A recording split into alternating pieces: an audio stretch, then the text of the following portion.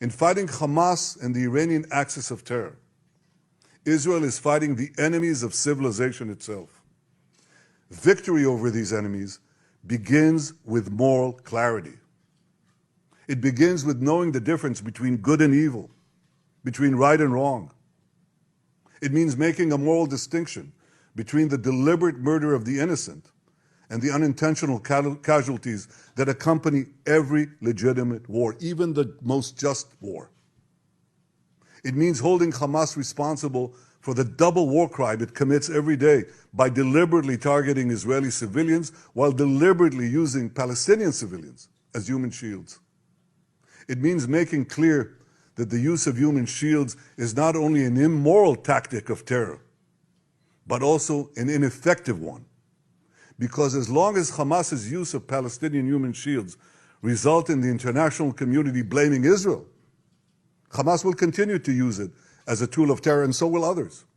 Hamas will continue to use the basements in Gaza's hospitals as the command posts of its vast terror tunnel network.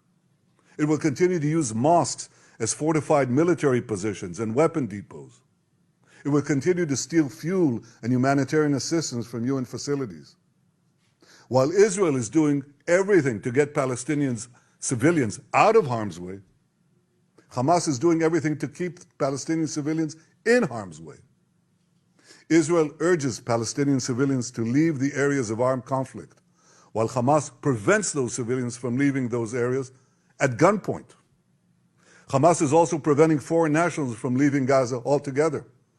And most despicably, Hamas is holding over 200 Israeli hostages, including 33 children, holding them, terrorizing them, keeping them as hostages.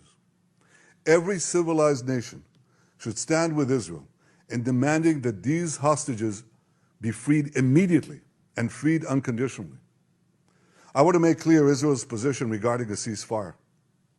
Just as the United States would not agree to a ceasefire after the bombing of Pearl Harbor or after the terrorist attack of 9/11, Israel will not agree to a cessation of hostilities with Hamas after the horrific attacks of October 7th.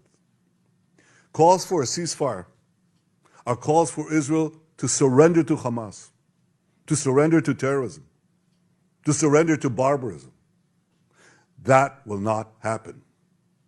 Ladies and gentlemen, the Bible says that there is a time for peace and a time for war. This is a time for war for our common future.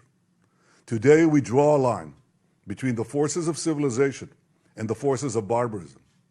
It is a time for everyone to decide where they stand. Israel will stand against the forces of barbarism until victory. I hope and pray that civilized nations everywhere will back this fight. Because Israel's fight is your fight. Because if Hamas and Iran's axis of evil win, you will be their next target. That's why Israel's victory will be your victory. But make no mistake, regardless of who stands with Israel, Israel will fight until this battle is won, and Israel will prevail. May God bless Israel, and may God bless all those who stand with Israel.